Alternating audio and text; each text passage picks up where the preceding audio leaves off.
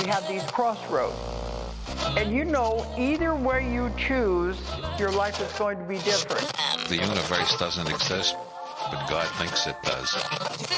We have to stop consuming our culture. We have to create culture.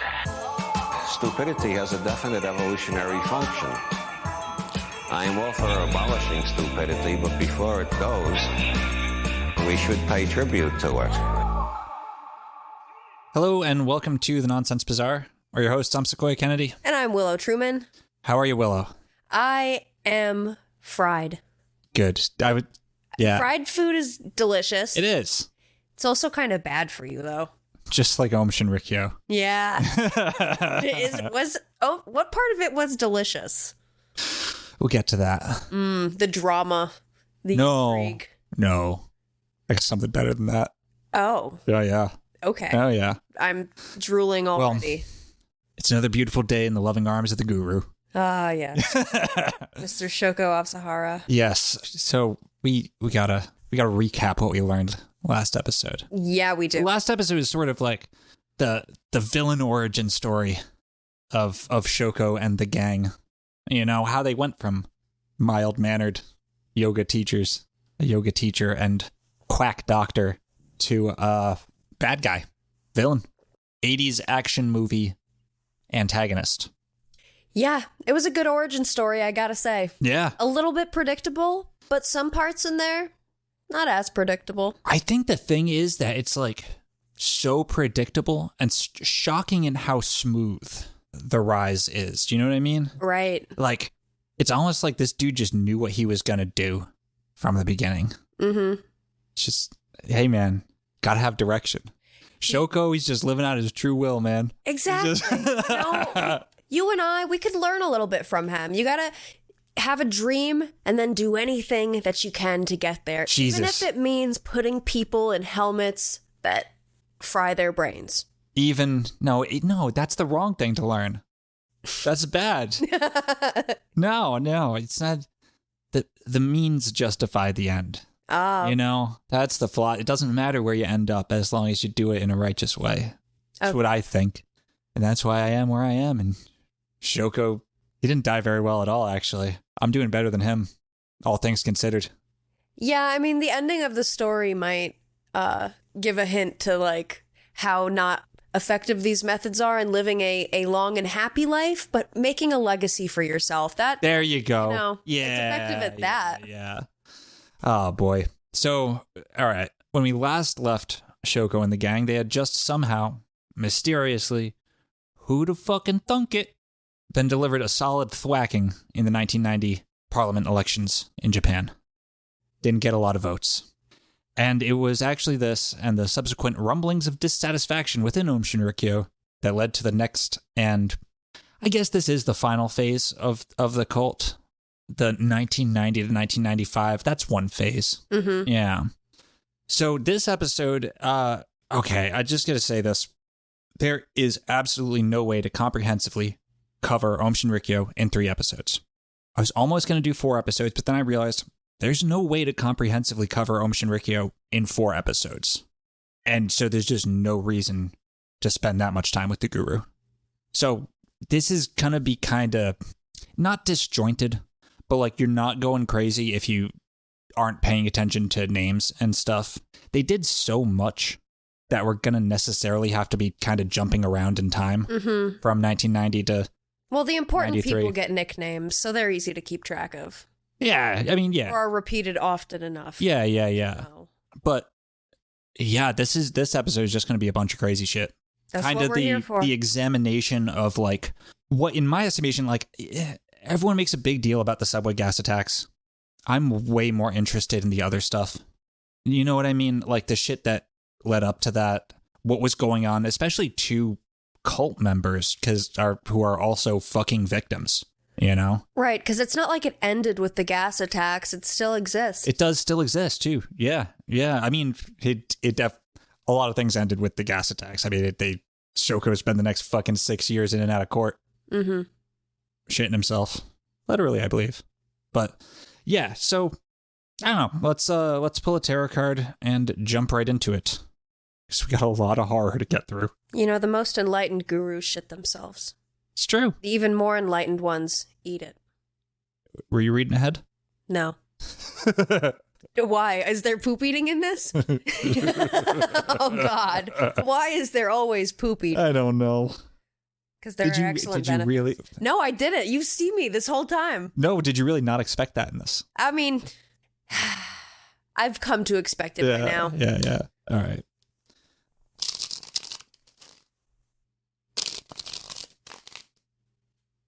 Ten of Wands.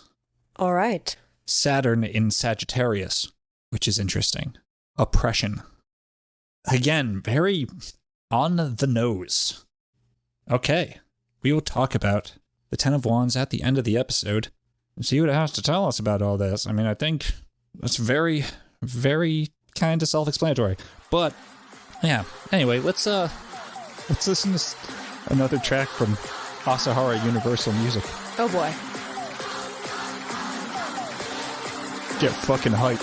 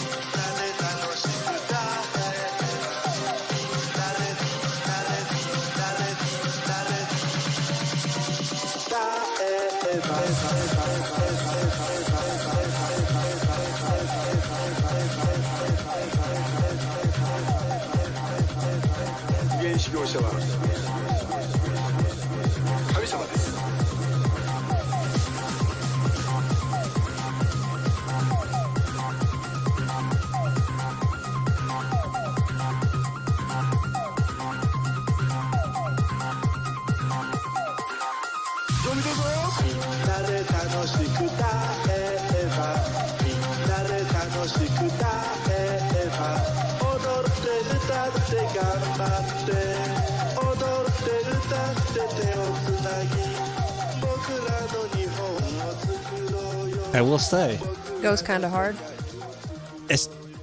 they've got, like, that's what Aum Shinrikyo sounded like. Do you know what I mean? That's the whole, aesthetically, it's cohesive. Mm-hmm. That is the vibe I get from them. I don't know if anyone else in the fucking world knows what I'm talking about, but Somebody does. yeah, it's just like, that's what was going on in their heads, and I know that for a fact. Boo, boo, boo. That's what they signed on for, you know? Yeah. Goes kind of hard. So, Just kind of, though. Not fully hard. Just kind of hard. Yeah. Like a chubby. Yeah, just a half jump. Yeah. Like Shoko. Yeah. So, at this point, after the 1990 elections, instead of simply preparing for Armageddon, Shoko's vision changed. Aum Shinrikyo was now going to be an active participant in Armageddon. This is actually this episode is more of the story of how that happens. Going from, oh, fuck the world to, you know, we need to survive Armageddon, to only we're going to survive Armageddon, to fuck it, we're going to make Armageddon happen. In fact, it was Aum Shinrikyo's job to bring about Armageddon, so that the evil world who wouldn't vote for Shoko or buy more of his fucking miracle pond could be poed and reap the rewards of purification in the next life. Willow, would you please read the quote? I would love to. Thank you. We are heading for Armageddon. It becomes very clear if you analyze the situation in the Middle East, and the coming of Halley's Comet, the frequent appearances of UFOs, the Soviet Union's democratization, the introduction of the presidential system, the unification of Europe, and so forth.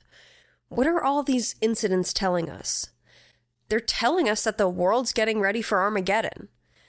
And what will happen after Armageddon? After Armageddon, the beings will be divided into two extreme types. The ones who will go to the heaven of light and sound, and the ones who will go to hell. I don't know how any of that is saying that Armageddon's on the way. It's always on its way. Yeah, exactly. Yeah. So depending on how fucking Shoko was feeling that day, the date for Armageddon could be 2001. Or I guess if he was pissed off, it could be 1999. Maybe 1998. Maybe 2003. I don't know. Shifts around. It's coming. You best believe it. It's coming. And soon. Yeah. Well, 10 years so soon. As soon as he says. Yeah. The thing that confuses me about Asahara is like how sloppy he was with shit like that. consistency in the predictions and shit, like, you know what I mean? I guess maybe it just shows that, like, you don't even really need to be consistent. It's not actually, people aren't there for that. That's not the thing, you know? It's the pathos of the thing that matters. Right. Like, he really is a true Dom. He's like, even to Armageddon, he's like, you'll come when I say you come. Yeah. Really, dude. So one Aum member, Masami Tsuchiya, who left his pursuit of a doctorate in organic chemistry to join Aum, wrote, Shoko Asahara will be imprisoned in the 1990s, but his trial will prove the existence of supernatural powers, and all 100 million Japanese will become followers of Aum. Well, that didn't happen. He got one part right, at least. But in Tsuchiya's prophecy, by 1998, Aum would march into Jerusalem with their army and then be tortured as heretics. But Asahara would by then have raised a mighty army which would swoop in and come to the rescue in a big old Jew-killing party. Oh. Yeah.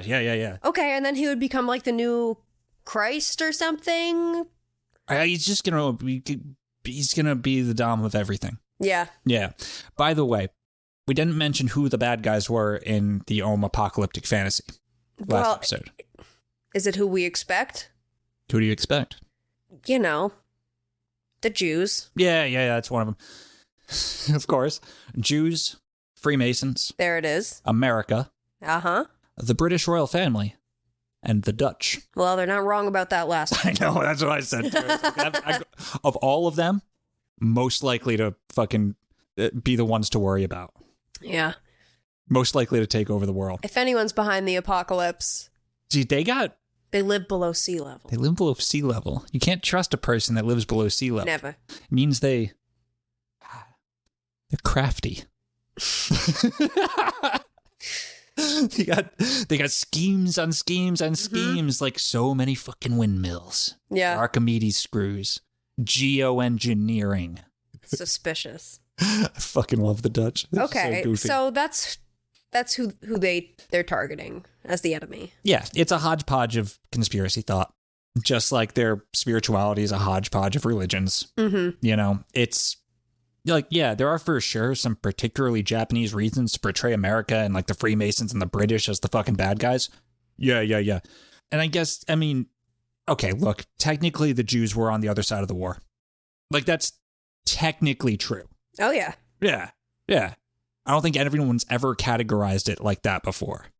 For reasons, you know, but... No, but it's true. I was actually having this conversation last night that if you're going to criticize religions, you got to be able to criticize Judaism too, because just because it's one of the oldest doesn't mean that it's the best. Sometimes when things are old, it means that they don't work very well. They make a lot of mistakes throughout the years. I mean, I think it's one of the best, honestly. I'm consistently impressed, you know?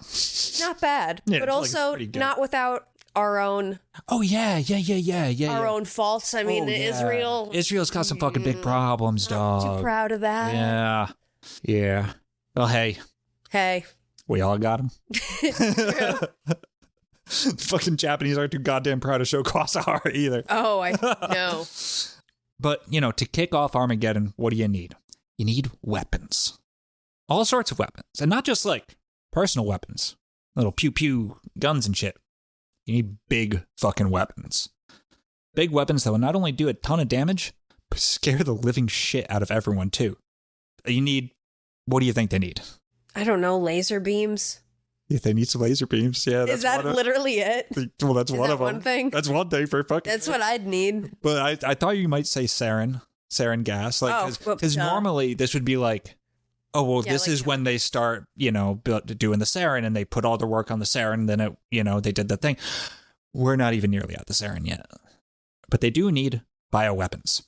Hideo Murai, Seiichi Endo, and the other Aum scientists had ran the numbers and they decided the best bioweapon for their purposes was botulism.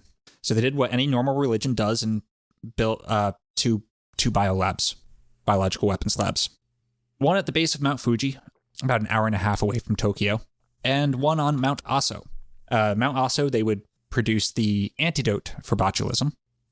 An hour and a half away from Tokyo, Biolab 1, Asahara tasks Seiichi Endo, who had a master's degree in virology and chemical engineering, not, as it turns out, bacteriology or whatever you call the bacteria shit. Close enough. It's really not, though.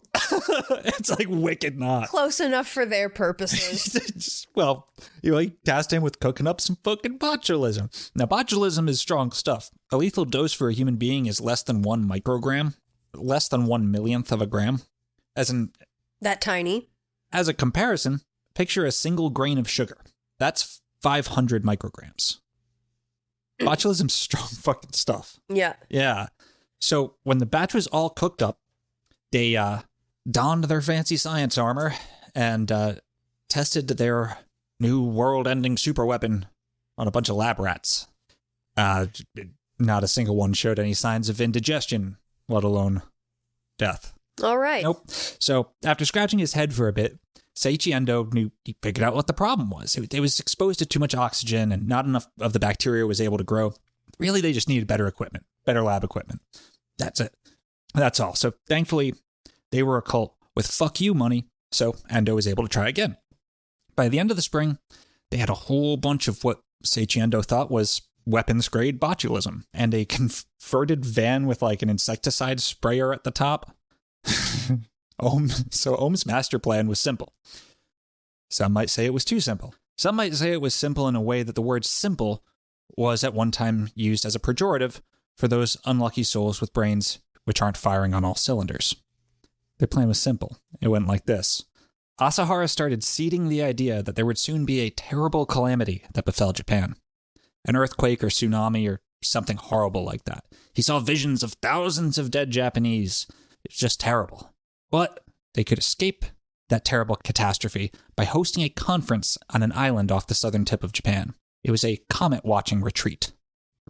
While Shoko Asahara had his totally airtight, perfect alibi of a comet-watching retreat, Seiichi Endo and a few of the more enlightened of the guru's disciples would take all that new botulism in that fucking van with the sprayer on top and go driving up down around the Japanese parliament spraying botulism all over the government, thus creating chaos and the collapse of civilization so that Aum could rule the ashes. Okay. And they did it.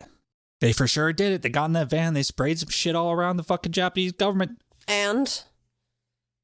If Aum Shinrikyo was at all capable of pulling fucking anything off without it turning into a bigger comic failure than my fucking love life, it would have been a big problem. But it was fine. Everything was fucking fine. Yeah, like, were there people outside? Because I imagine unless you're spraying it directly on a bunch of people. Well, yeah, the air, like, if they were good at what they did, if they had actually been able to make real botulism, but they didn't. People have been fucked. Yeah, no, they fucked up literally everything they did. This will be a running theme. They're so bad at everything they do. They don't know what they're doing. They have no fucking idea what they're doing. The only thing you could conceivably say that Aum was good at was brainwashing and fucking business maneuvers. Mm-hmm. Yeah. Which, that's nothing. That's all you need. That's kind of all you fucking need. Unless you're trying to do a bunch of other shit that you're not good at. Yeah. Well, literally nothing happened. Whatever passed for a successful batch of botulism in the Aum lab did not translate into a viable bioweapon. No one got sick. No one died. No one fucking noticed. Luckily for Seiichi Endo, this colossal fuck-up didn't really bother the guru. See, the comet-watching retreat had been a huge success. They managed to get 1,000 attendees, each paying $2,000 to fucking comet watch with the guru, many of whom were not Aum members, or if they were Aum members, they weren't renunciates yet, before they ended up on Shoko's island. But a bunch of them just couldn't go back to the old boring way of life after feeling the guru's love. You know how they were, like, losing members and shit after the parliament losses and shit? Mm-hmm. Because that's what triggered fucking disillusionment? What the fuck? This solved that problem. Membership surged after the retreat. Halley's Comet, you know? Yeah. And so Comets are good for cults. They really are. Yeah. And morale surged with it. Fuck those elections. Aum is back, baby. And shortly thereafter, Seiichi Endo and other Aum scientists would travel to West Africa on a fact-finding mission to determine whether Ebola was a viable plan B to bring about. Going and looking for bioweapons. Yeah, just see if we could just fucking bring Ebola back to Japan and weaponize it. It was determined to be impractical. I wonder why. I know exactly why. That shit ain't, you can't fucking aerosolize that shit. It's ridiculous. What are you doing? He's traveling all Wrong the way climate. over there to find that out. The fuck? That's just the craziest shit. That's just because you think it's cool. That's because it's just like a super metal fucking disease. Wouldn't it be cool if we got the big bad one? That's all it was. Yeah. Yeah. Well, meanwhile, back at the ranch, now there were like 1,500 or so renunciates. And shit was grim. Children as young as 5 were being taught that Hitler was a good guy and a role model. You know, That's what comes first on this list of why shit's grim. Kids were allowed to bathe like once every 3 days. Many didn't have socks. Many didn't know what socks were when they were rescued. Oh. Yeah. Stinky. They had their own little kid-sized versions of the Perfect Salvation Initiation helmets. Wow. It was only 3 volts, though, not 6. Well, that's very generous and kind. Tiny shocks for tiny heads. Yeah. Yeah. Asahara's daughter, Reiko, his third daughter, was a teenager by now, but she was still with the kids' table, as it were. She was considered to be his successor, and indeed, she did take after her father. Once she dipped a young boy's fingers in 3 types of acid to, quote, see what would happen. Okay. Yeah. Yeah, So she's a father's daughter. Yeah, she's just terrorizing the children. Asahara's terrorizing the parents, and the adults weren't doing great either. Apart from the nutritionless mash that they were fed twice a day, they were also sometimes forced to eat something called the bitter cookie. Oh. Okay. I don't know what that was. It sounds poop related. It's not. It's not. Okay. No, it's not a cookie. The cookie didn't come from the kitchen. The cookie came from the science department. Okay. We don't know what the bitter cookie was. I don't think. I think the bitter cookie was probably a lot of things on different days. I think it was whatever they needed to see. See what would happen with something. Yeah. There's also this thing called the Holy Fire Service, where those in religious trainings were forced to eat whatever bullshit Asahara told them to. I'll take the bitter cookie. Yeah. Yeah, like it might be like 2 whole raw cabbages. Or like... Okay, that's not that bad. That's bad, dude. That's a lot of cabbage, 1. Yeah, you're going to be really full. It's also like a raw fucking... That just fiber. Yeah, you're going to be really full. But like probably still kind of hungry because there's not really any nutrients in there. Yeah. It's just stuff. You know, but another day it might be 24 tangerines. It's a lot of tangerines. Yeah. Heartburn like a mother bitch. Yeah, it doesn't matter. It doesn't matter if you threw up afterwards. Guru says eat, you fucking eat. That's fascinating. Yeah. Also, speaking of eating stuff. Yeah. I forget exactly when this happened. I didn't really feel like looking up the details. But there was a strict no sexual, right? Speaking of eating stuff, I don't like how I set up the sentences. Anyway, there's a strict no sexual. One time, a husband and wife couple were caught having sex. How dare they? How dare they? So as punishment, Shoko, he made the husband, like, in front of a lot of people, eat his wife's shit. Guess what, people? This is what you must understand. There are excellent benefits in eating poop. Spiritual benefits, superpowers. Yes. You eat the poop. Yeah.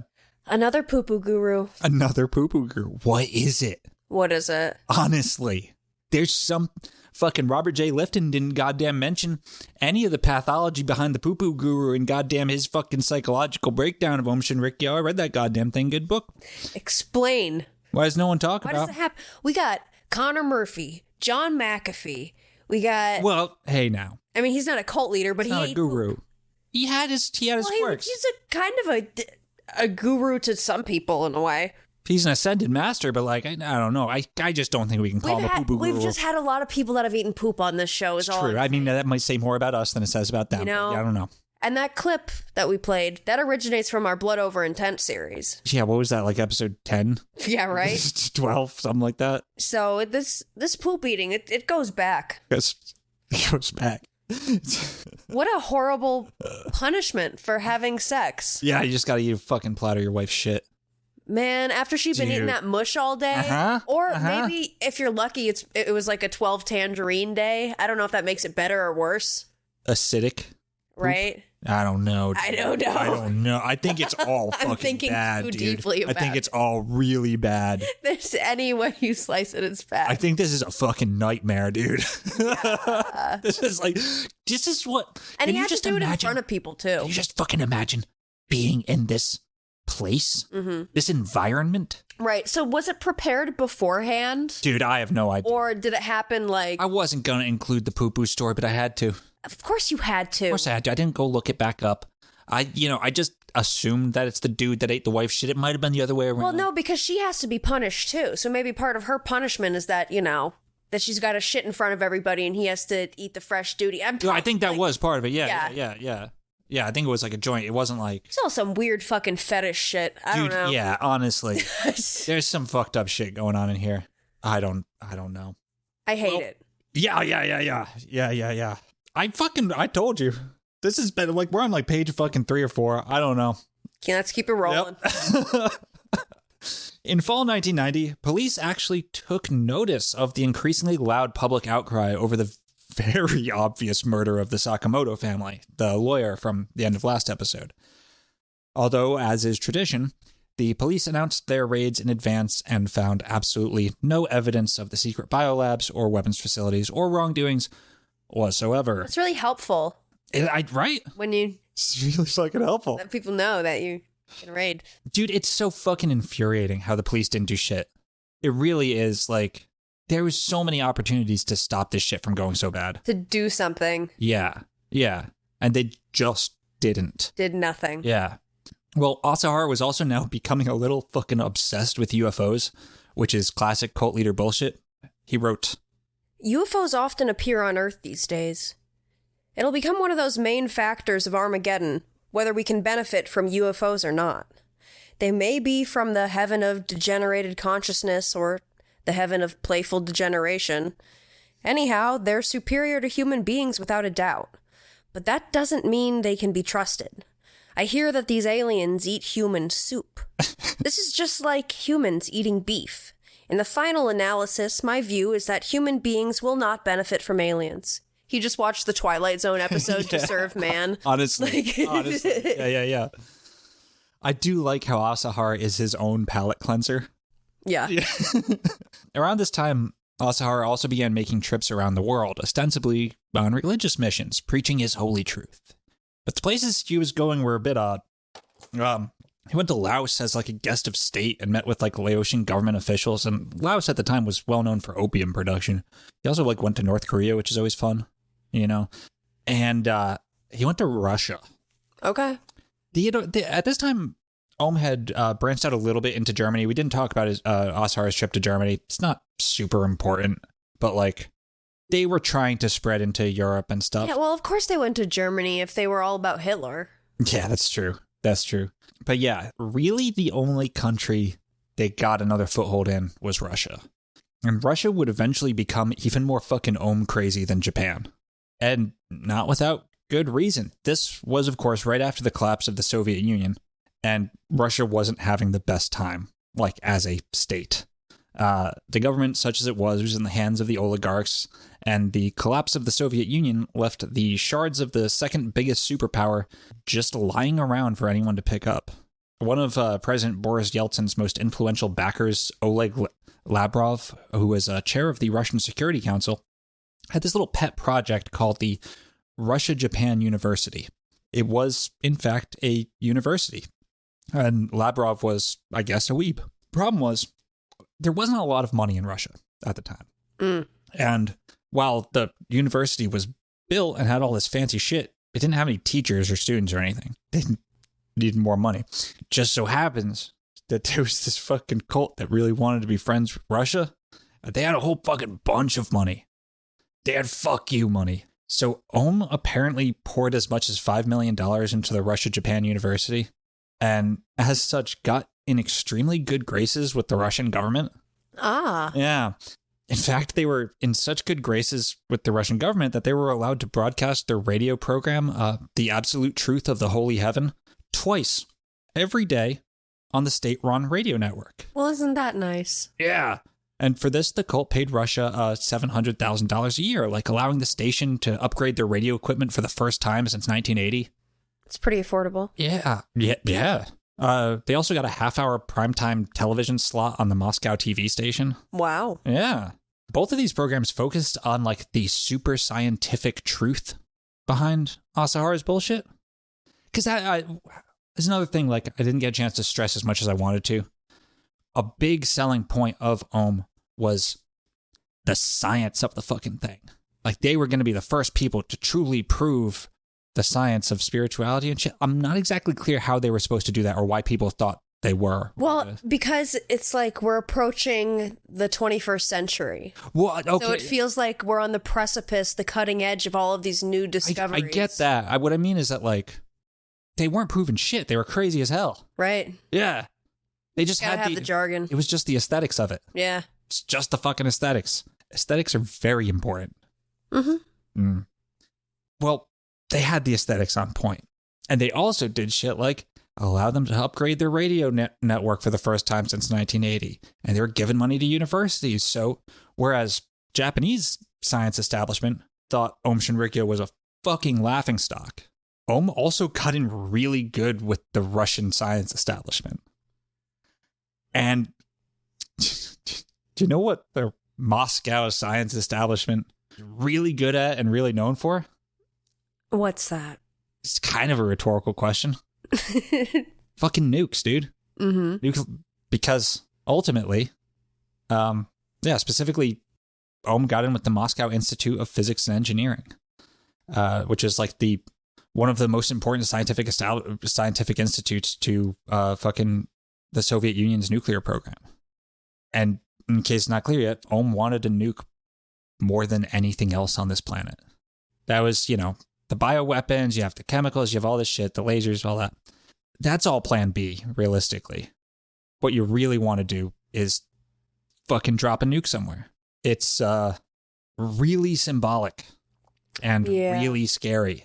And the fact that, like, if they were smarter, they could have done it at this time. Like, thank God they weren't. Yeah.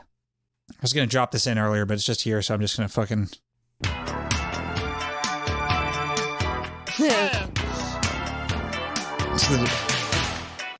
Why didn't they get into, like, bomb making? Or did they?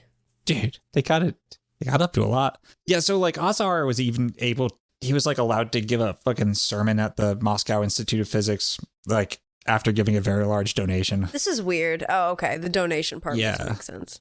But they had, like, professors vouching for them and, like, writing endorsements for the intro to the fucking Russian translations of the Aum texts and shit. Like, some of, like, Russia's, like professors at the prestigious fucking university. I mean, I know it's, like, post-Soviet Russia, but still, that's something. And, like, the Physics Institute refused their request to set up, like, an Aum club on campus, but cult recruiters were just kind of free to walk around handing out pamphlets and encouraging students to join. And within a year, Aum membership in Russia surpassed the 10,000 members in Japan. Like, that's pretty quick. Yeah, that's like really quick. It's really fast. Yeah. The Russian mother of an Aum monk said, "So many respectable people seem to support the sect. How could we say no to our children?" Yeah. They had the endorsements of all these scientists and the teachers even, because they just bought a fucking new radio tower and gave them a bunch of money. Woo! Well, Asahara put his right-hand man and fixer, the chief of engineering, Kiyohide Hayakawa, in charge of Russian operations. He left him in charge of Russia. While Asahara was, like, certifiably insane, Hayakawa was much less so. Definitely still insane, but, like, much more like bad guy villain. Mm-hmm. If there's a spook in here, it's Kiyohide Hayakawa. Like, if there's a connection to larger intrigues in the world, it's through this guy. He's the only guy who might have been, like, aware of what was happening. You know what I mean? Right. Like soberly. More dangerously insane than comically insane? Yeah. Okay. But Asahara is more dangerous. Yeah. No, dude, it's just more he's more thriller villain than anime villain. Okay. Right? Like, he's more Tom Clancy bad guy than fucking... I getcha. Yeah. He's just grounded. It's just a grounded bad guy. Kind of. Not really, though, because he's like an anime version of a goddamn spook. This dude's going back and forth between fucking Japan and Russia. He's got fucking... I'm just off script now because I have to do this off script. Maybe I'm better off script anyway. They have fucking Hayakawa's goddamn, like, journalists and shit.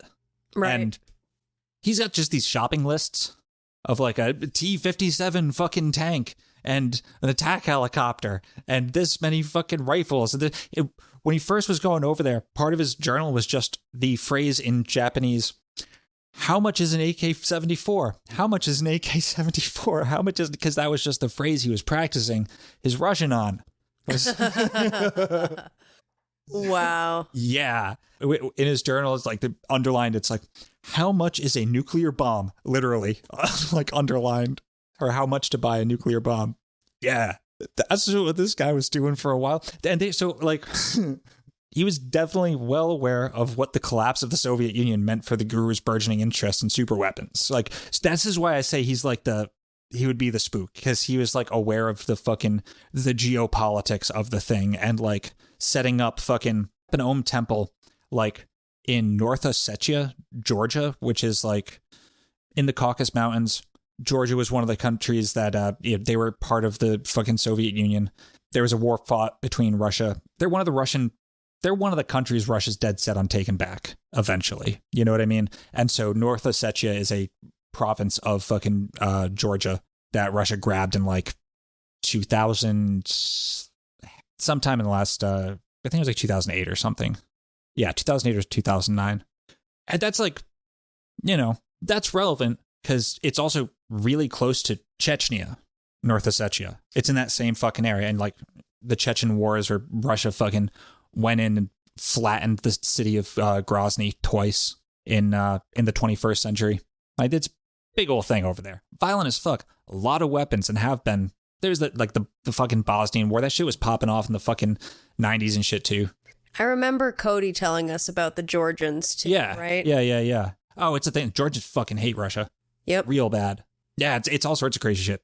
And it definitely was right after the collapse of the Soviet Union too. Like, this is right then.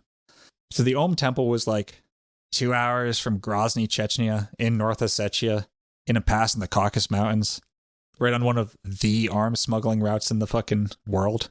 If there was a place to be where the weapons were, it would probably be right where the Aum Temple was.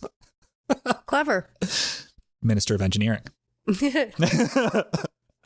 little on the nose, but convenient. Yeah. I mean, ruthless efficiency. Yeah. Anyway, let's learn about Aum hospitals. Great. Yep. So, before joining Aum, Dr. Ikuo Hayashi was the head of the cardiology department at a government hospital outside of Tokyo. He was well-liked, well-respected, all in all a good doctor. Then he hit his head real hard after falling asleep at the wheel in 1988. Oh. Yeah. After his accident, Hayashi became despondent. He was fighting depression and a lack of attention. He was forgetting shit at work, and he started getting interested in spiritual matters. Oh, okay. Yeah. I thought he was lacking attention. Oh, he was just lonely. Yeah. Somebody pay attention to me. No. I get what you mean. And he found himself joining Aum. Well, don't you hate it when you hit your head and join the cult? Yeah. Fuck. And then after he joined Aum, Dr. Hayashi lost his fucking mind. He started telling his patients, I'm going to have you read a couple things in a second. He started telling his patients that they could not be cured by conventional means, and instead began prescribing things like, Willow, if you would. Jump a lot. Drink a quart of boiling water. Swallow some string. That's what Dr. Hayashi was prescribing his patients. Okay. Yeah. He was a well-respected cardiologist. Just told people to go eat string, drink boiling water, and jump a lot. Nothing wrong with eating string every now and then. That's fine. It's the first. I should have ordered them different because string's the least bad. Well, Hayashi was disciplined, and he was told that such treatments were unthinkable by common sense. Hayashi responded that They were all well known by Aum and had been proven by science. Well, if it's proven By science. by science, it must be true. He was told to not bring his religious beliefs into a national hospital or he could fuck off. Hayashi fucked off. Yeah, he became an Aum renunciate with his wife and 2 children. And Shoko was just thrilled. Oh, yeah. This was Got a doctor in the mix. This is a good get. Aum was branching out at this point into all sorts of businesses. Like all sorts. A lot of them were like basically ways to get ingredients for drugs and fucking chemical shit, you know? Because a lot of the stuff you could just buy if you had a legitimate reason to. So you just set up a shell company that has a legitimate reason to get all these things. Whether they be machine parts or they be fucking precursor chemicals or whatever. You just set up a business to look like that. And then you also use the, if anyone asks any questions, you use the whole story about Aum being the religion that's going to prove the science of spirituality as a reason for why you have all these companies. Well, yeah, of course they're getting these ingredients. It's for our fucking science experiments, dog. Yeah. You know, it was like, it's pretty fucking clever. But also not really. They shouldn't, I can't say that they should not have been able to get away with this. It was kind of clear that they were just making weapons. It was kind of fucking obvious they were up to no good. They thought they were being clever, is a better way to put it. Yeah. Yeah. They certainly found ways of getting what they wanted. No one stopped them. If you see an Aum Shinrikyo, stop it. Doesn't just as a rule. Yeah. So one of those types of businesses was hospitals. I think it was called the Aum Astral Hospital. It's a very small hospital in Tokyo. Dr. Hayashi was put in charge. This is one of the parts of the story that bothers me the most. Over an 18-month period, starting in September 1993, 9 deaths occurred at the hospital. For context, they had 9 beds. Okay. Yeah. Now, it's not like they just had 9 patients in total and all of them died, but, even Dr. Hayashi was unsure that everything was all right. This was a lot. Like, the giant hospitals in Tokyo did not produce that many casualties or something. Like there was a quote from like an ambulance driver saying like, yeah, no, this was unheard of. Yeah, Dr. Hayashi wrote, we heaped caution upon caution to care for the entire system. Nonetheless, so many people kept dying. We must recognize that some mysterious force is at work. Yeah, dog. It's Aum. You're the mysterious force, sir. Yeah. Yeah. So here's the case study of one Mr. Sato, who was horribly victimized by the Aum Supreme Truth Hospital. Imagine your doctor telling you to swallow some string. Honestly, what is wrong with you, sir? So, okay, Mr. Sato, 63, he was a shopkeeper from Tokyo. He had a stroke 16 years earlier that left him speechless. He could only communicate with paper and pen. He was frail as fuck by December 1991 and needed full-time medical care. So Mr. Sato needed full-time medical care. The family admitted him to a local hospital, but a month later, the man's daughter received an unexpected phone call from Aum Shinrikyo. Sato's daughter was not an Aum believer, but she had met cult members while pursuing religious studies at Tokyo University. They just knew her dad was in the hospital. Had her number, called her up. What? Well, they told her that somehow they knew what she was going through, and they told her, your father will be killed by an overdose of drugs if he stays at that hospital. Do you want him to die? They urged her to move her father to Aum's brand new hospital, where the quality of care would be infinitely better. Oh, this is really manipulative. Oh, it's so bad. The daughter agreed to at least check it out. There she met Dr. Hayashi, and he told her all about the wonders offered by Aum Healthcare. The monthly fee would only be $1,600. And they didn't even need to be Aum members.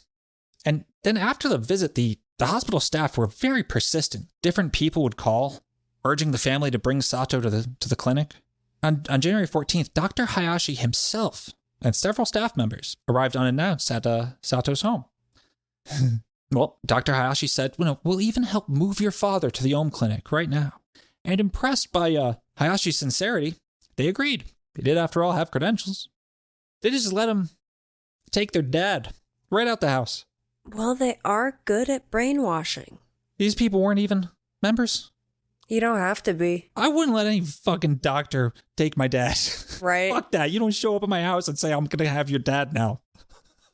What the fuck is that? If you plant the seed in someone's head when they're super scared that, like, this hospital's gonna kill your dad, I could see that being pretty scary. I don't know about falling for it. Fucking ridiculous, dog. Yeah, if you go and crazy. talk with the doctor and, like, he must have been a really good showman. Well, dude, he had credentials. Yeah, exactly. You know what I mean? Like, he was fucking Dr. Ikuo Hayashi. He fucking, oh, well, I was at the, this national government-owned hospital, but, I decided to join the Aum hospital because it's so much better.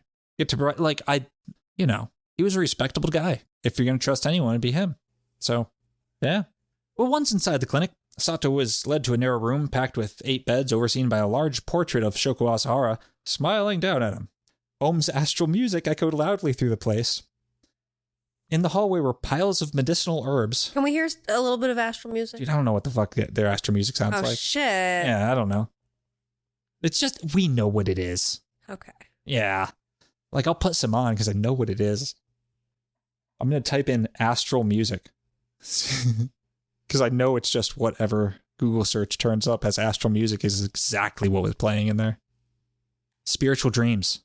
Enter the astral realm. Yeah. Yeah, that shit.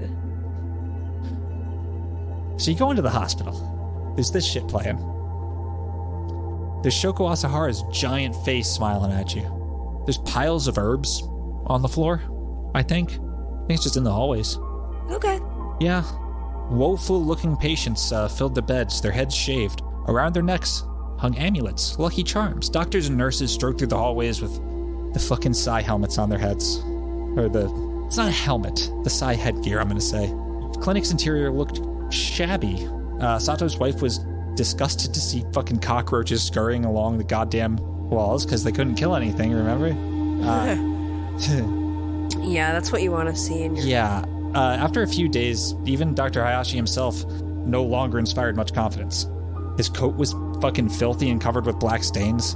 All the nurses' fucking clothes were fucking filthy. The contents of bedpans were poured down the same fucking sinks where patients washed their hands and faces. Oh, God. The next surprise was the demand that they join Aum. Hayashi must have made a mistake. Only believers were allowed to become patients. Sato was forced to join the cult. When the family came to visit, Doctor would keep them... I'm turning off the music. Doctor would keep them first for a 30-minute lecture on Aum. Then they discouraged them from visiting at all. Quote, long visits reduce the patient's energy, the doctor said. The meetings were soon reduced to 5 minutes and videotaped by hospital staff.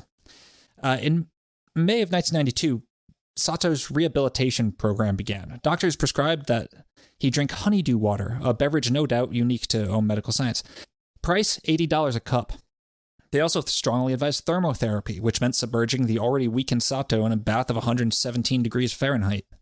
To extract the toxic elements from his body. That's too hot. It's too hot. They did that a lot. A lot of times, most of the Aum deaths are because of the thermotherapy. Yeah. Yeah. That makes sense. Yep.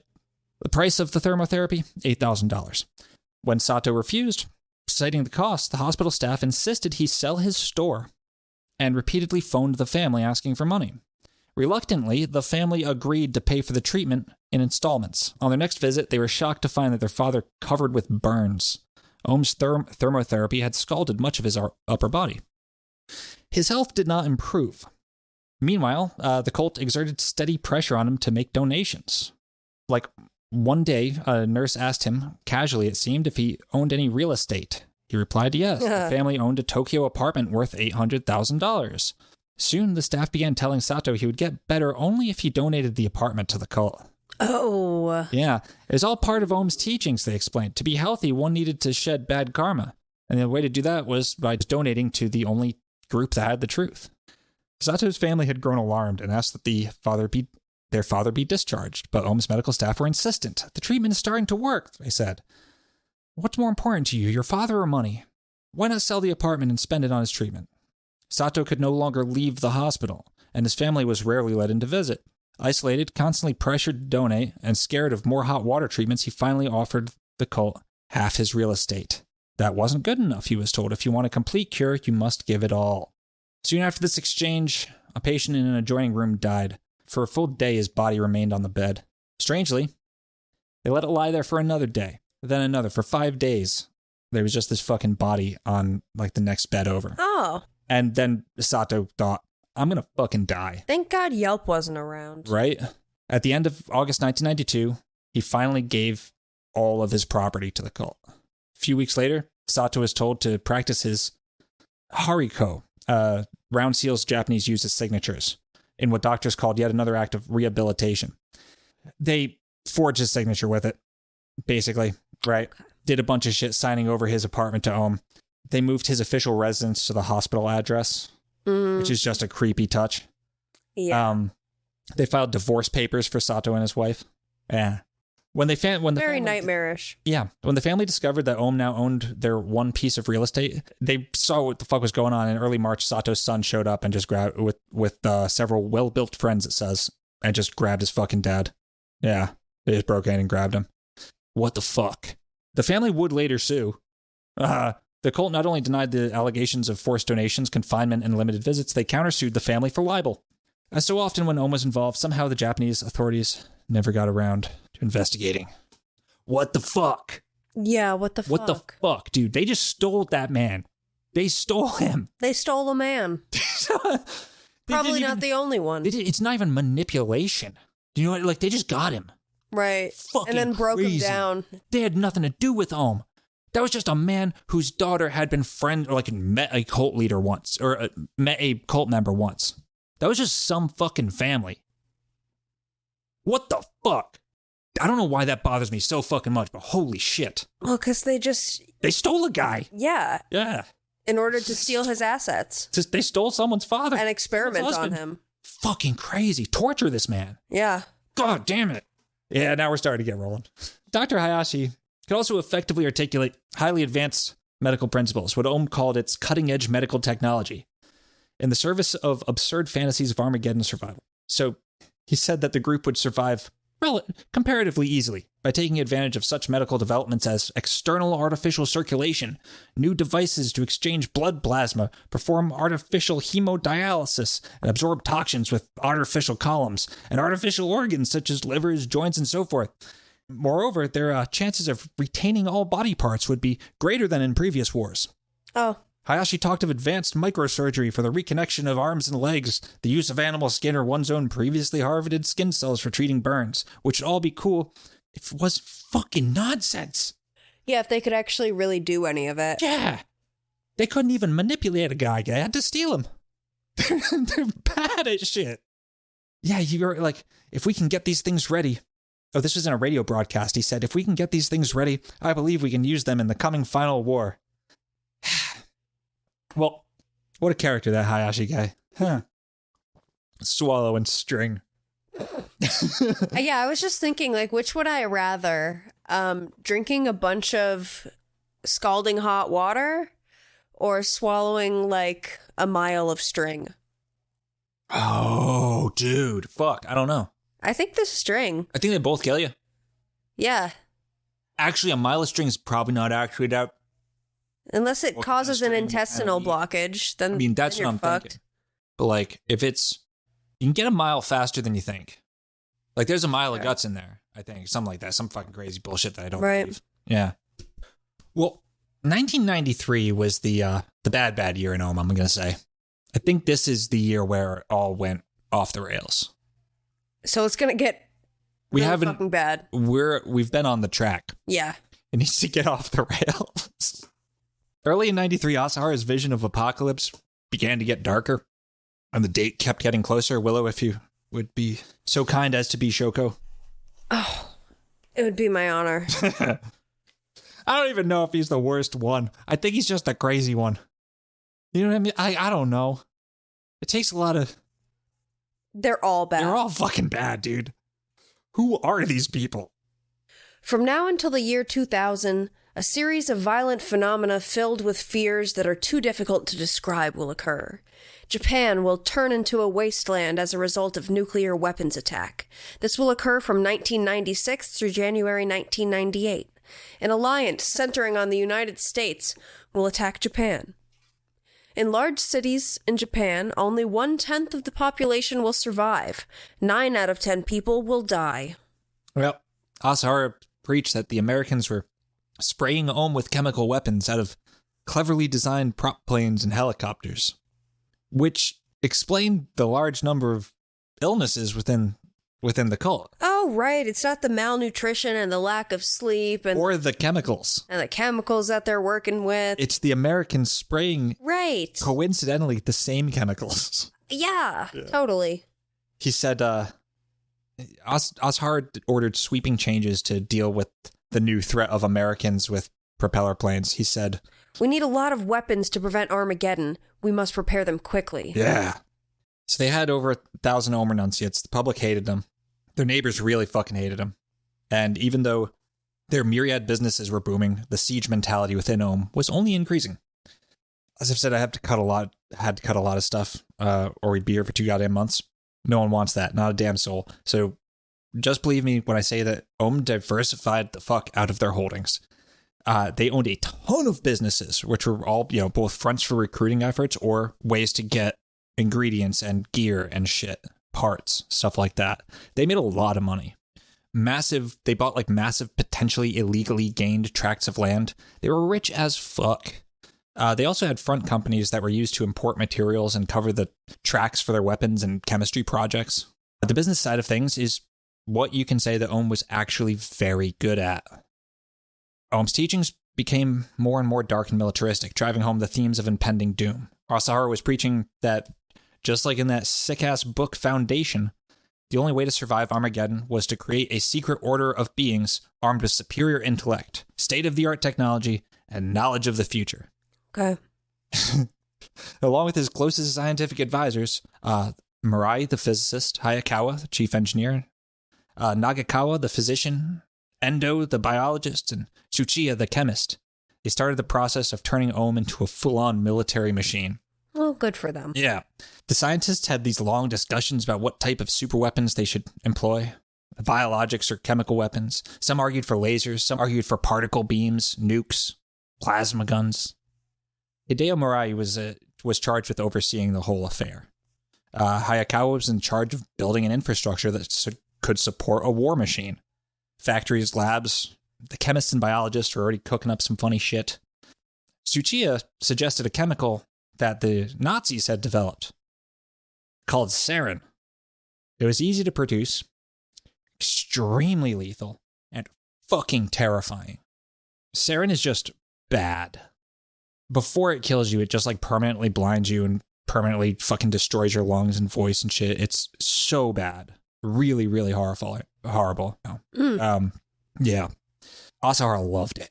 He thought sarin was that was the horse to bet on. But he wasn't going to put all his eggs in one basket. They'd pursue everything else too.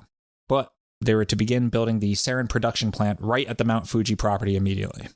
They also formed a new commando unit, an intelligence branch. Oh, okay. They went whole hog with it.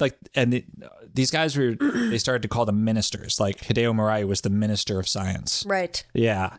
Here's former Aum member Hajime Masutani speaking to Haruki Murakami. Sermons increasingly focused on Vajrayana Tantra, and more people seemed worked up about the idea that Vajrayana Tantra was about to take place. Let me explain that. Yes, please do. Yeah, so this is one of those fucked up... This is kind of a minefield to explain this. I'm going to do my best. I don't have any information on it pulled up, however, and I'm fucking stupid, so, just don't hold me to any of this. I'm an idiot. Asahara had really whack-ass interpretations of the religions that he picked and chose from, right? Okay. What are you looking at? I have some information about it. Okay, what does your information say? Get it right from the source. Vajrayana Tantra is sometimes referred to as the Diamond Vehicle or Thunderbolt Vehicle, which is the translation of Vajra being either diamond or thunderbolt, and Yana meaning path or vehicle. The Vajrayana path employs a variety of techniques to transform ordinary experiences into a path of awakening. This includes deity yoga, where practitioners visualize themselves as a deity.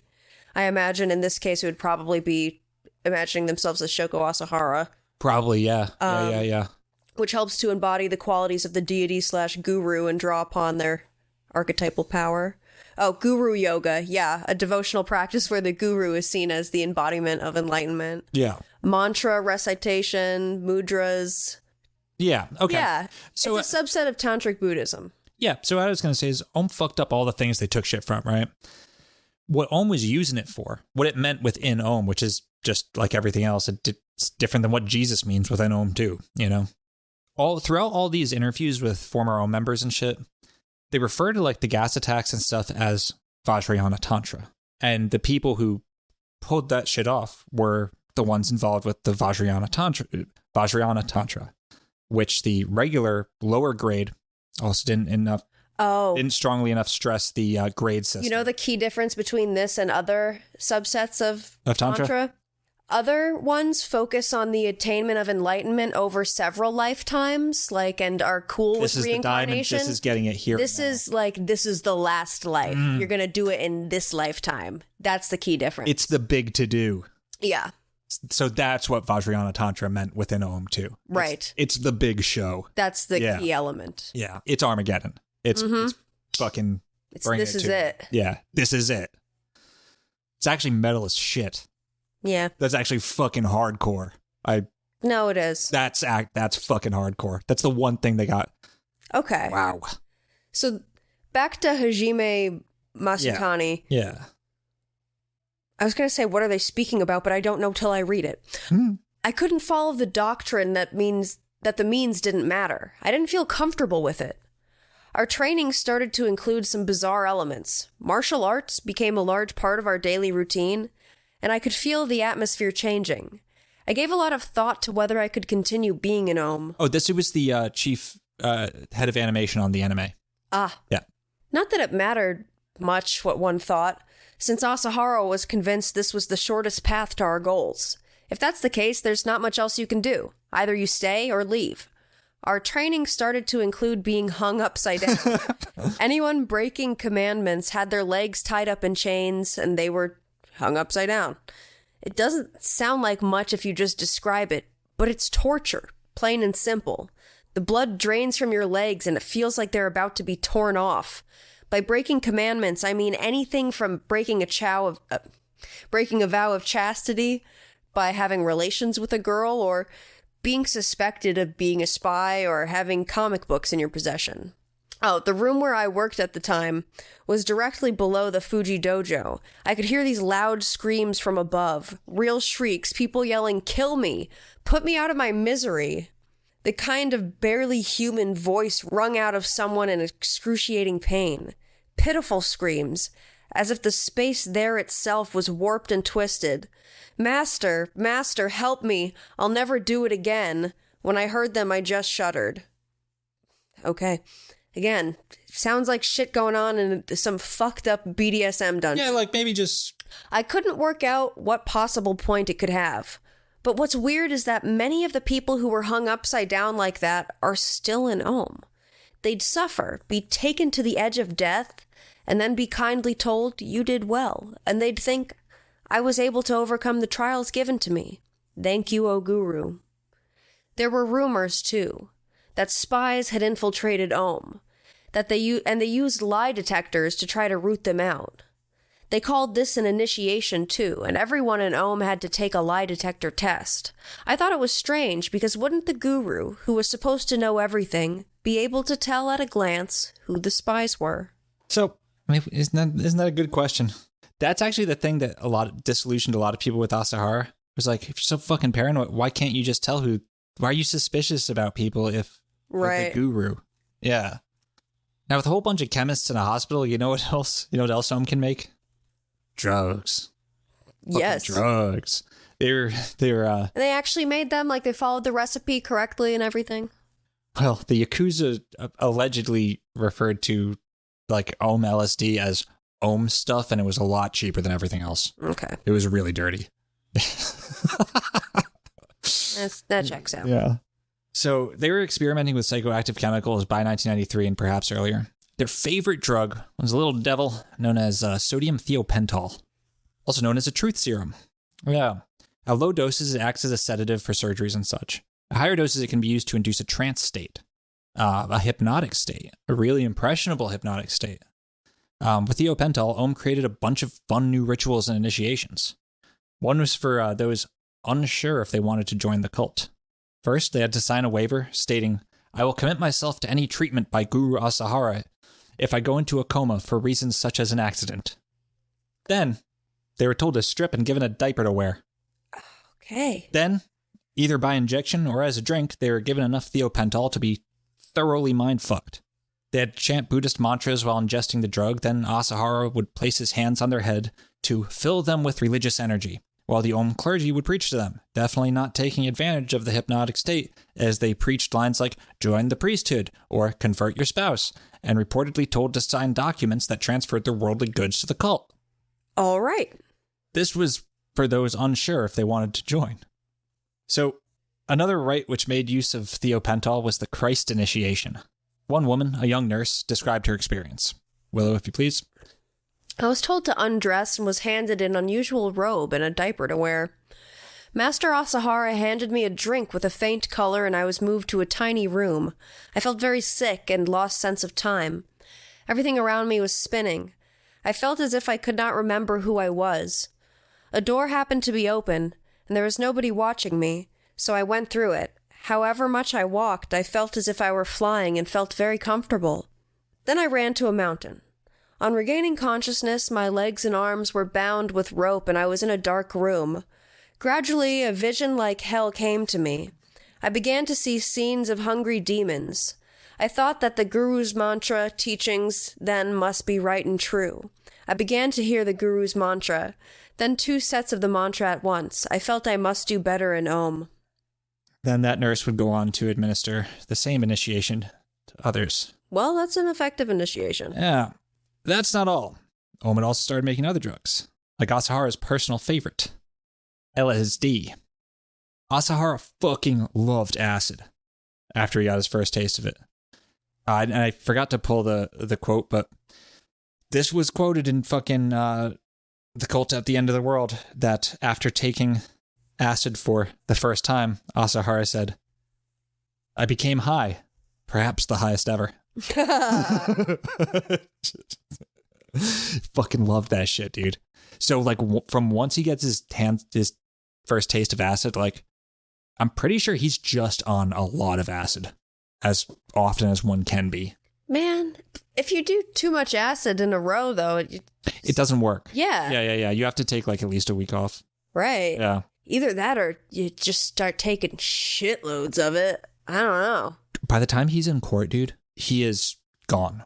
He is not on this planet anymore. Like he turns into the most fucking mess of a person I've ever heard of. Another reason why he's the GOAT. He actually got punished the right way. They do kill him in the end, so it's a good ending.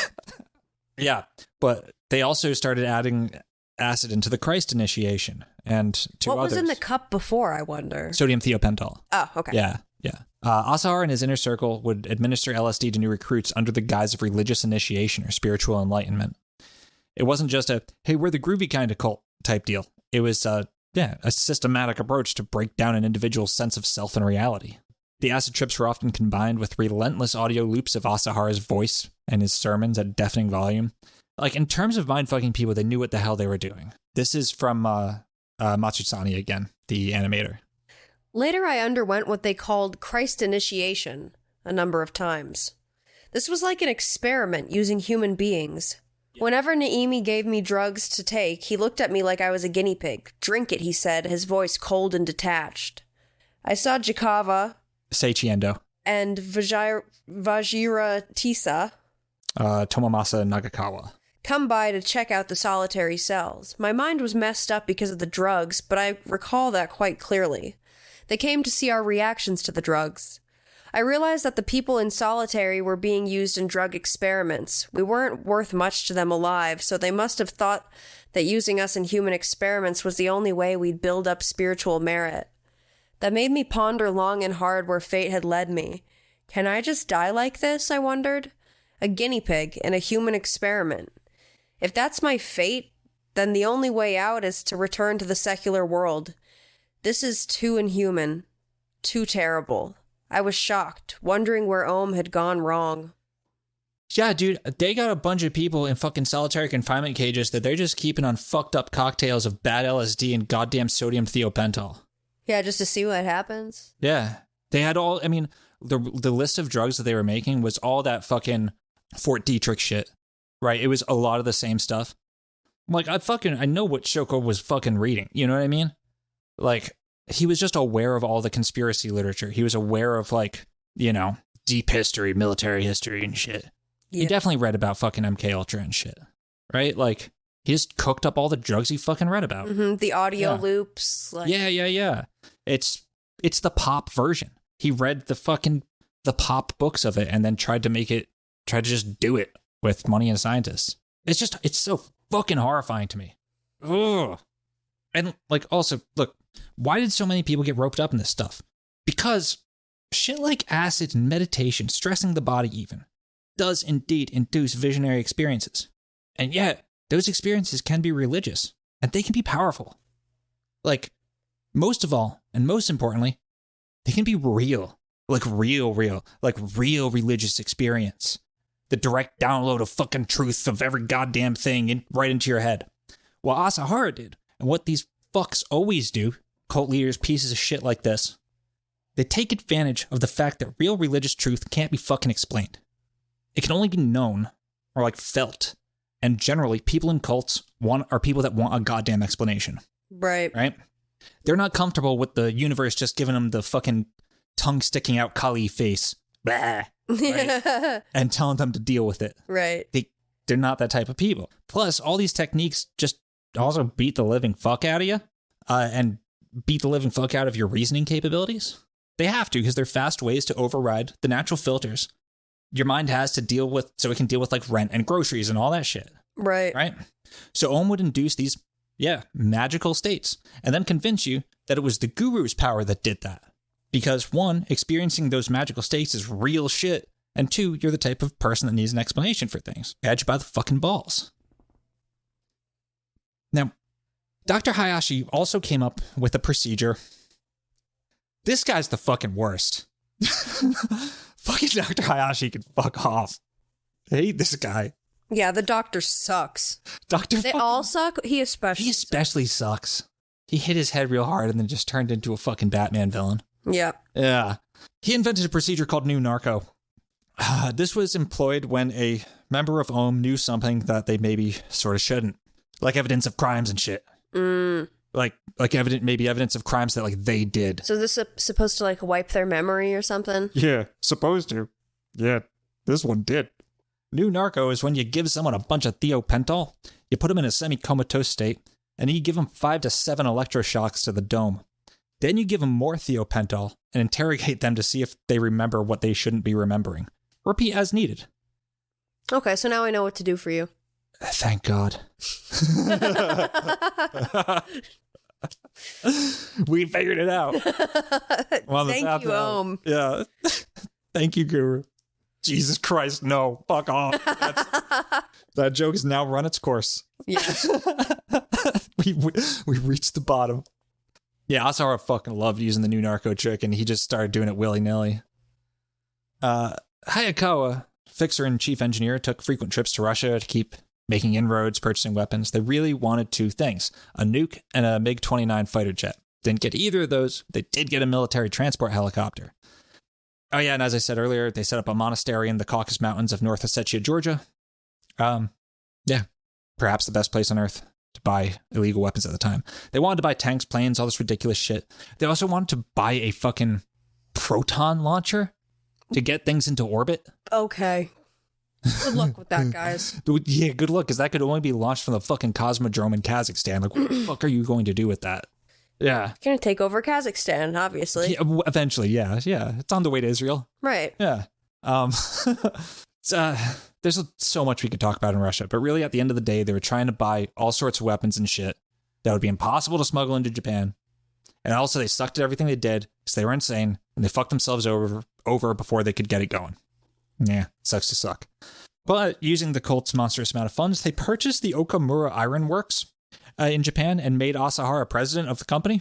And soon the original staff just started quitting and they were quickly replaced by Aum cultists. I'm imagining like dudes in like yellow hard hats walking out one door and dudes in fucking Psy headgear walking in the other door. Yep. Yeah.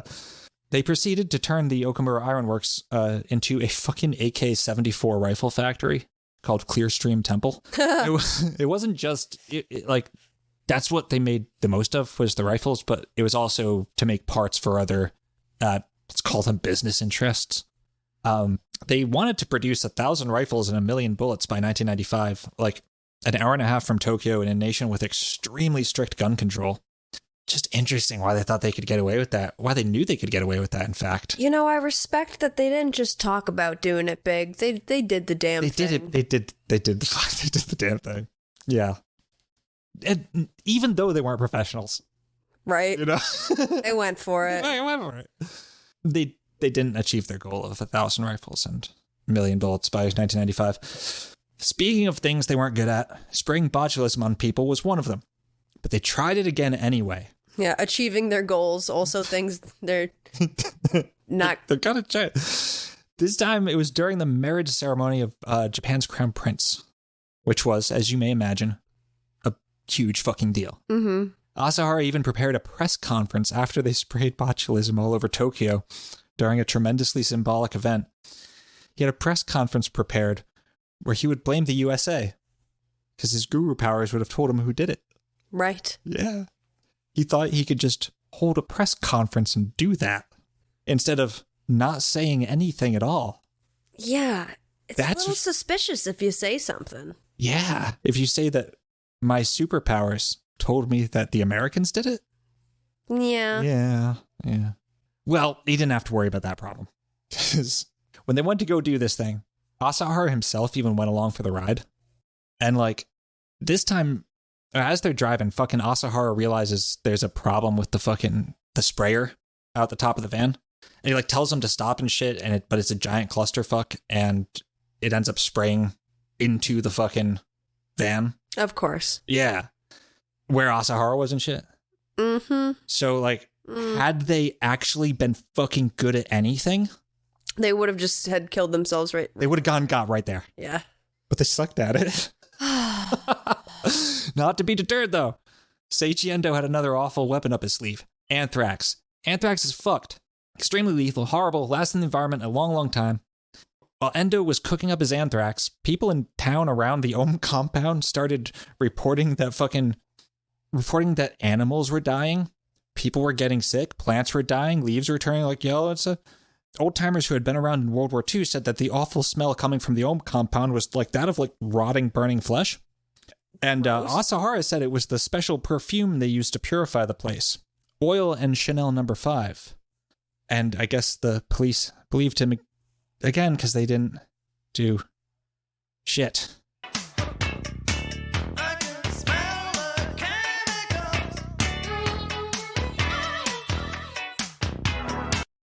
Chanel No. 5. I mean, I don't know what that smells like. Might be bad. Might smell like product. Maybe it's just bad perfume. I don't know. There are no confirmed cases of human anthrax, but like in 2004, like there was a study done that found that, oh yeah, there was a bunch of like animal anthrax all over the fucking place. Not human. They fucked it up. They didn't make the right. Fucked it up again. The right anthrax. Not surprised. How horrible. Yeah. Well, deaths at the compound continued to ramp up. A combination of lack of sleep, malnutrition, massive amounts of drugs, and electroshocks will do that to you. Whether through industrial accidents, car accidents from lack of sleep, or just because they got too old and frail and all of a sudden vanished one day. Or with no discernible reason for their vanishing. Sometimes people just vanished. You know, sometimes it do be like that. Learning from their mistakes with their first death, trying to burn the body in barrels with gasoline, Asahara tasked the ever-industrious Hideo Murai with building a new device. It was called the microwave. Oh. It was deep in the underground floor of Satyan No. 2. The building's... Didn't that already exist? What? Microwave? Not the microwave. Oh, okay. Yeah. They called their, like, science buildings Satyans. I forget what that means. Cool. It means truth in Sanskrit. So, like, Satyan No. 2 was one facility.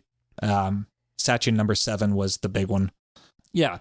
But so deep in the basement of Satyan No. 2 was this fucking monstrous microwave vault. It was like 10 times. It was like 10 fucking industrial microwaves for like science shit, like wired together or something. It was stupid. It was to dispose of bodies. So they'd put bodies in there and just turn it on, and it would just... I don't know what it would do. It would do some anime bullshit to the bodies, because afterwards they'd just have to scrape shit off the walls. It's just... This is sick. Woo! We're almost 2/3 done. Yeah, this is real fucked up. Yeah. I fucking warned you. I did fucking warn everybody, so I don't care. It's fine. I had to write it. Okay, here's a little vignette. So Kotaro Ochida was a pharmacist who joined Aum in 1990. He worked at Dr. Hayashi's Fun and Games Hospital. While working at the hospital, Ochida became extremely disillusioned with the cult, seeing what was happening to the patients. Thank fuck. Especially after meeting an elderly woman with Parkinson's who is definitely getting killed by the cult. Yeah, just dying actively. Yeah. Angry, he snuck away, like literally snuck out, and made contact with the woman's son, Hidetaki Yasuda, who had been a member of Aum but had left a few years earlier. Both men were now guilty of the crime of betraying the guru's love by sneaking out of the cult, the highest crime in Aum. Yasuda wanted to stay as far the fuck away from Aum as possible. He did not want to go back, but after Ochida, because like Ochida contacts him, Yasuda's like terrified because it's a dude from the cult. What the fuck? Oh no, they found me, right? Tells him about his fucking mom. Then guy's like, okay, even if there's a chance this is happening to my mom, I have to fucking believe this dude. Ochida and Yasuda decide to stage a rescue mission for Yasuda's mother. She had been moved to the Mount Fuji HQ. So at 3 a.m. on January 30th, 1994, while Yasuda's father and younger brother waited in a Toyota Crown as the getaway car, Yasuda and Ochida changed into black burglar clothes in a public toilet and armed themselves with commando just-in-case knives and mace and went to go burgle Yasuda's mother out of the compound. The men snuck past the guardhouse and into the honeycomb dormitory where Yasuda's mother was being kept on the 3rd floor. They found her with electrodes stuck to her head and tubes running out of her nose. They quietly unhooked her from whatever the fuck machines were attached to her and lifted her up to carry her away. Then they were spotted by a cult member. The cultist called for security while Ochida sprayed him with mace, but it was too late. Soon Ochida and Yasuda were surrounded by 5 enforcers who easily overpowered the 2 men. Ochida was spraying mace wildly, and Yasuda was yelling, "Give me my mother back."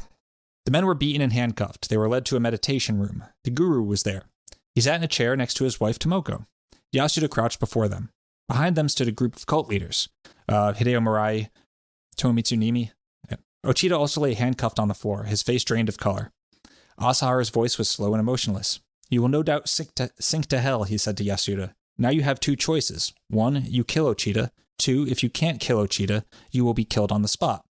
Chilled by the guru's tone, Yasuda couldn't find his voice.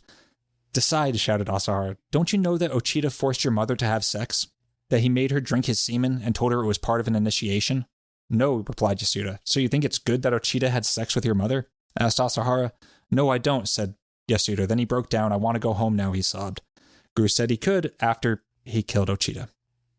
Jesus Christ. Yeah. Then I'll actually be free to go, asked Yasuda cautiously. The guru smiled and said, "Have I ever told you a lie? I will spare the grisly details." But basically, Yasuda was forced to torture Ochida with mace and then strangle him with a rope. Yasuda was let go for a little bit, but he knew too much, and Yasuda knew he knew too much. He fled his home near Tokyo for a far northern prefecture, but the cult tracked him down and went to go ice him too. Murai, Nimi, and Dr. Hayashi, who prepared an injection. Jesus. Yeah, it was the 3 of them. So you see how it's actually just the inner circle that's doing the actual dirty work, which is interesting. Well, Murai and Nimi blocked the gas lines out of Yasuda's house, filling it with fumes. Yasuda had known they'd come for him, so he was like vigilant enough to know when it was happening and managed to call the police, who this time actually did arrive in time to drive them off. Holy fuck. The police did something. Like the literal bare minimum. Yeah. What the fuck, dude? Also in 1993, Aum expanded to another island-ish nation, and they bought a tract of land down under.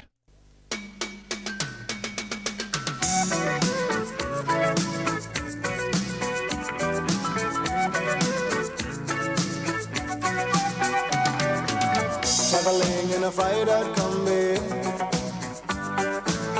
on a hippie trailhead full of zombies. I met a strange lady, she made me nervous. She took me in and gave me breakfast. And she said, do you come from a land down under? Where women go and men wonder. Can't you hear the thunder? You better run, you better take cover. Nice little palate cleanser from the men at work, you know? Yeah, we needed that after that. Oh. I did say it's the worst shit I've ever heard in my life. It's bad. Yeah. It's the worst. Yeah. It's like top tier worst behaviors that a cult can perpetrate. Yeah, it's like murder. It's all brainwashing, extreme, mass terror. There's nothing that's like the most extreme version of that particular thing I've ever heard about, but it's all of it together in like the totalist fucking complete reality control too. Like this was hell on earth.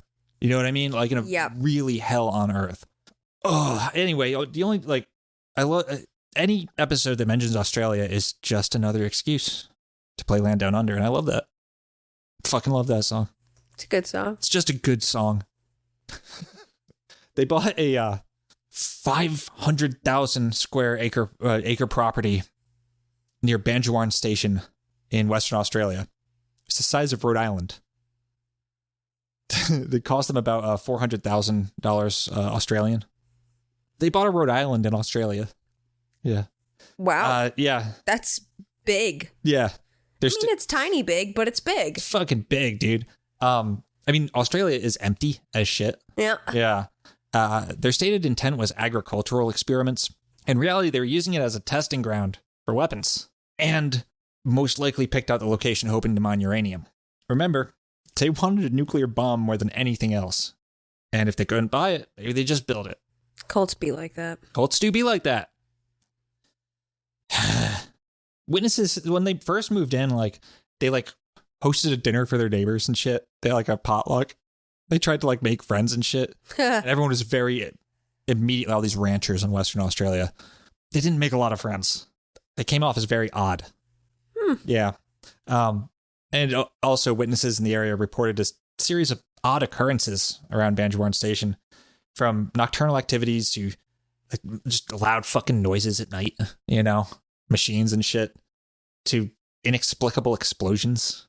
Now, there's a fucking story about a nuke being set off at Banjuwarn Station. They point to this like recorded seismic event that people said was like, oh yeah, that was an Aum explosion from the camp, but like they didn't set off a nuke. I mean, there's no real actual evidence. It's a nice rumor though. It's a hell of a rumor, but like the thing is, more than anything else, they weren't good at anything. Right. You know, like they really didn't have a good track record. Their experiments did not typically go as expected. They weren't building a fucking nuke, you know. Don't know what else they were doing though. Who knows? After the big to-do, like when authorities raided the property, they found just like a hodgepodge of gear that didn't make any sense because they were crazy. Yeah. Mining equipment, chemical containers, generators, makeshift lab setups that were scattered across the property. They didn't have any evidence of making weapons. Soil tests definitely indicated the presence of unusual chemical residues, showing that something was going down. Well, I mean, they were testing like sarin and shit. This is where they were testing like chemical weapons. One of the ways they tested this was they brought 29 merino sheep onto the property, initially under the guise of agricultural research, but a rancher nearby said that one night he heard some commotion, went spying on the cult. Uh-oh. What he saw was like... I don't know if I like where this is going. It was cult shit. With the sheep? It was a circle of fucking people in robes with like lights standing around a bunch of sheep chanting some weird bullshit this rancher man doesn't understand. Then the sheep all start fucking dying while they're all singing and shit. Okay. Yeah, like he saw the cult thing. All that like satanic panic shit. That's the one dude in the world who actually saw what he fucking saw. Bunch of people in robes doing weird shit with the animals in a field. Yeah, dude, that man must have been so scared. Yeah, that's scary. Yeah. Yeah, so, I mean, there's a lot more that went on in Australia, but, like, we're cutting most of it, and I just talked about it so I could play Land Down Under. Whatever. I need my little treats. Like, gotta get them where you can. A little yacht rock treat. All right. Hideo Murai, Minister of Science and Technology. This fucker. He was young, obsessed with Nikola Tesla. You know, the guy who fucked a pigeon. Mm-hmm. That's what I heard, at least. Like I said in the previous episode, Murai and Asahara kind of created a feedback loop of madness with one another. Murai was legitimately trying to, like, build plasma weapons out of converted microwave cleaners, like the microwave, as well as laser weapons. This dude was trying to build sci-fi weapons. That's what he wanted to do. Like, they wanted a goddamn orbital laser cannon. That's what the fucking that's why they were trying to buy Russian satellites and fucking the proton launcher. They wanted an orbital laser cannon. Well, they were trying to make a fucking railgun, a Tesla earthquake machine, all this stupid sci-fi nonsense. They have ambition, if nothing else. Oh, fucking... Yeah, when I say trying, they were, like, actively attempting to develop all these fucking future weapons. The plasma stuff in particular was, like, Murai's dream gadget. And they had the damn giant microwaves that could be refitted to, like, send the microwaves down a tube and at someone you didn't like. They had lasers. They had all sorts of shit. Now, in this universe, none of those came to fruition. But what did come to fruition was Sachian 7, a.k.a. The Wizard, is what it was called. The Wizard. The Wizard. This was the lab. Sachian 7 was the sarin lab. This was Aum Shinrikyo's most clandestine, and this was like, this is the villain's secret lair. You know what I mean? In the 80s action movie that this is. Hidden away was this fucking high-tech looking lab to manufacture sarin gas as well as VX nerve agent, which they would soon begin using in assassinations, both attempted and successful. So, like, this is, you know, a full clean room, fucking complete with hazmat suits, specialized ventilation systems, controlled access points. Upon entrance to Sachian 7, you were greeted with a giant statue of Buddha on one side and a giant statue of Shiva on the other. And then you had to, like, go through some doors to get to the actual sarin and other chemical making facilities. It was so topsy, like, it was on a need-to-know basis. Not everyone knew about the Wizard. The idea was to produce enough sarin to execute a mass casualty attack, extending far beyond the cult's earlier smaller scale attempts at chemical warfare. Gassing the Japanese parliament, small scale. No. What if we just, like, kill Tokyo? Yeah. Yeah. Go big or go home. Just go big or go home with our homemade sarin. But, dude, of all the Aum projects, the Wizard did what the Wizard was made to do. Produced a whole bunch of fucking sarin gas. Yeah. And that is where we will conclude this exhausting story. Man, Yeah. 10 of Wands. Oppression. Yeah, downtrodden. Saturn and Exhausted. Sagittarius. It's the bars around, you know, the spirit of freedom, of philosophical freedom, even within, you know, the Sagittarian archetype. The mind is not free to roam. Right. It's hell on earth. Yeah, I mean, hell on earth is preparing for an apocalypse that's really not coming, which is what so many cults do and so many people lose their lives because of. Well, I mean, and that's where the Aum thing is that they said, fuck it, we'll do it.